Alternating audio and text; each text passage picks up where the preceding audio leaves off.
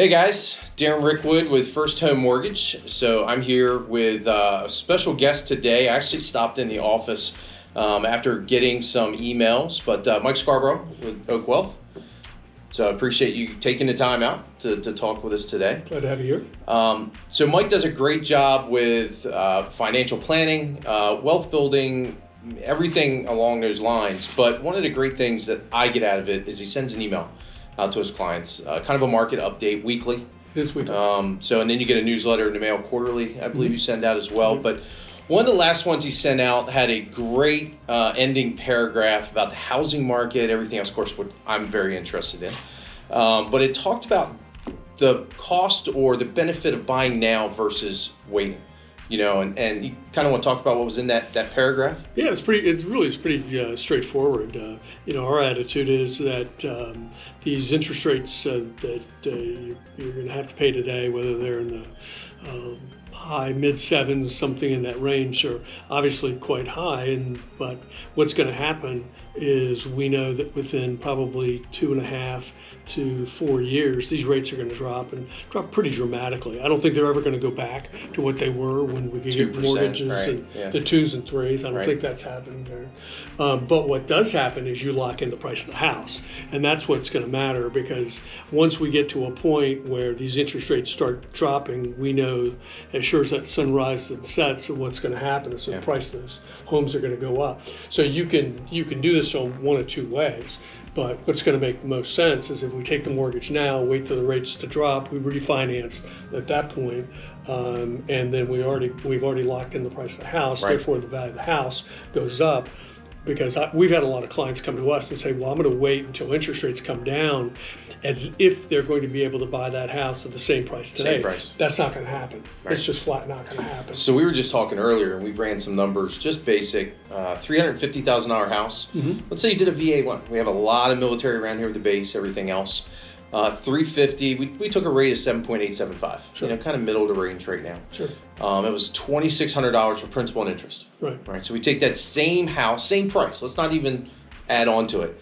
Same price next year. Let's say it drops 2%, 5.875. We were at it was $500 a month savings. So $2,100. But the point is, if you look at buying that same house next year or the year after, whenever it ends up, you jump in the market, you're talking another 10%. So that 350 house could cost you 380, 385. And I think you're being conservative. I mean, it's not guaranteed, and every little market has its pockets. It does. You may see 20% increase, and then you may see 5. It's just where are you going to buy and what's the house. Well, and I would submit down here in Southern Maryland that because there's such a shortage of inventory, that to assume it's going to be on the low end of that is probably a gamble. I mean, you're right. There's no guarantees, but I think that's a gamble. That if you think they're going to stay, those increases are going to stay below 10%. Well, a lot of stuff we saw 2 years ago. When people really needed to move, they wanted that house. They had cash, and they're still going to make cash off the sale of their house if they already own. Sure. They're going to sell. They just have to realize, look, I'm not getting 2 and 3% anymore. I'm happy with 4.5, 5. But they're going to have that cash to put into it. Well, they're going into bidding wars. They may be waiving appraisals. They may be doing appraisal gaps, where they're making up the difference. They may be waiving inspections, or paying money out of pocket to obtain it may get crazy.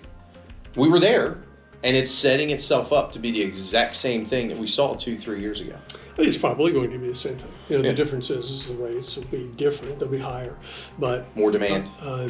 If people think that 2 and 3% rates were the quote norm, they're not and never were and never will. Right. Get it out of your head. I mean, the average 4.5, 5%, great rate. The problem is people looked at it. I mean, beginning of this year, end of last year, when we saw 5s, and we're like, well, it's way too high. Right. I mean, you can't go by the water cooler and what everybody else is talking about what they have. You have to look at what you're doing. Well, at the end of the day, you're going to have a place to live, and you have to make a decision. So and there's no rentals. There's not many of those, and they're through the roof too. Yeah. Well, because if you own a house and you're going to rent it out, you can look at the market as well as everybody else. You know what they're going to do, and they're jacking up the rates. Yeah. So. Well, I appreciate it. I mean, I think we've been talking about this for a year, and we've been harping it to our clients. Realtors have been spreading the news, everything else, but getting this out there like this, It's what people need to hear. We'll keep putting it out. Well, it's what's coming. And, if anybody thinks that these home prices aren't going to go up when those rates come down, they're sadly mistaken. Yeah. Because it's absolutely going to happen. Yeah. Mike, thank you. If anybody has any other questions, you're welcome to reach out to Mike Scarborough or myself. I'll have all the information down below on the screen now. You can probably check that out. Otherwise, you guys have a great day and a great week. Thanks.